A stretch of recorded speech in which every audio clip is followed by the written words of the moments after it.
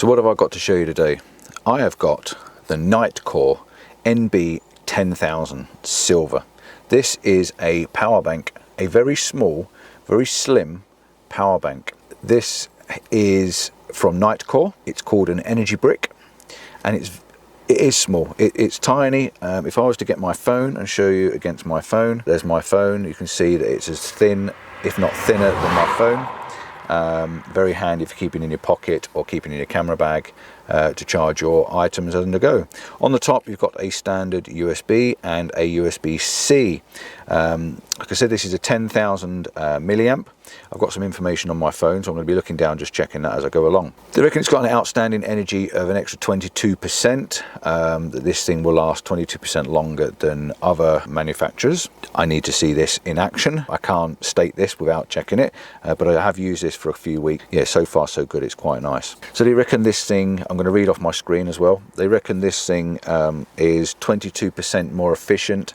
It's 257 milliamp per gram. This should charge your phones and stuff several times. On the screen, if I'm going to show you on there, this is telling me that it will charge an iPhone 13 2 times, a Huawei P50 1.5 times, headlamps 4.5 times. So yeah, this has got some power, and it has charged my phone a couple of times, and I was quite impressed on the speed it charged it as well. The two USB ports, you've got the 18 watt output of the standard USB, and then the USB-C port, this has got a output of 20 watts plus an 18 watt input. So this will charge fast, and output will power up and charge your phone very quick and efficiently. I've got a Samsung Galaxy S21, and it takes quite a bit of power to kick this thing in to get it to work. So yeah, it definitely needs something with a little bit of kick in it. 10,000 milliamps, 3.85 volt, that's the output on this. It's got a rated energy of 6.4 milliamps per 5 volts. I don't quite understand what that means, but it says that on the screen. Dimensions, it's 121.9 millimeters by 59 millimeters by 10.6 millimeters, so it is only 10 millimeters thick. That's 1 centimeter, so it's rather thin. Weight, it weighs in at 150 grams, plus or minus 3 grams. Yeah, but 150 grams, that's not a bad weight for a 10,000 milliamp charger. Also on the front of this, you'll see there, on the front of this, you have some little LED lights. At the moment, it's got 3 LED lights flashing, and also got the information on the screen here for you. Three lights means it's 100%, 2 lights means it's 70%, 1 light means it's 30%, and 1 light flashing means it's nearly depleted, so it needs charging. So yeah, 3 lights on there, and there's a little power button on the side there, you can switch it just to check it and see. There's also a 4th light on there. The 4th light, I think, is the charging light, so when you plug it in, if I was just to plug this in for you, you can see that it's flashing, and what it's doing is it's just showing me how much more there is to go on it. Even though it's got 3 lights, it's just flashing that last one again, just to make sure that it's doing something. I can check the other light for you. So if I plug, it comes with a USB-C cable as well, so if I was to plug, I can't plug that in my phone, I've got to turn it around, do it the other way around. So if I was to plug this in there, plug this in my phone, you'll see my phone will kick in like that, and when it's on, it's giving me 3 lights on the bottom there to show me that it's charging. So yeah, charges my phone very well. There is so it has an overcurrent protection, which means it's not going to burn out your phone and stuff like that. It's got a short circuit protection, which is good.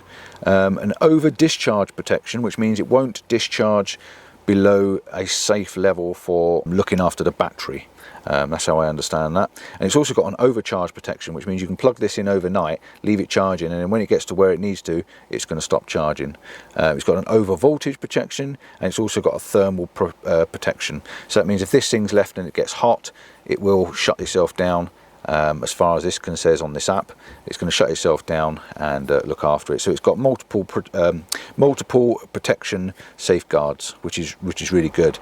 I think on here we've got an operating temperature available to be used in temperatures between -10 and -40 centigrade. That's 14 to 140 Fahrenheit. So this can work down to some pretty low temperatures. I said minus 40, didn't I? I think that's minus 10 to 40, not minus 40, minus 10 to 40. So that's pretty good going for a little power bank. Retail price, this is not the cheapest little power bank. This retail price is £80.95. That's for the silver power bank. They also do this in a black as well. The silver's got like this metallic finish to it. The black looks more like a carbon fibre finish to it. It's IPX5 waterproof, which means it's splash proof.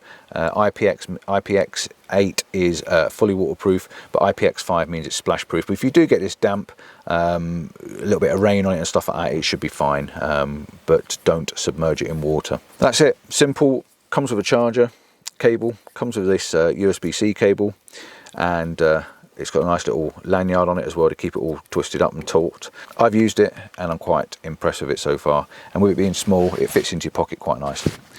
Don't forget to like and subscribe, give us that thumbs up, and maybe share the video if someone needs a power bank and you want to show them this one. Ciao for now, see you soon.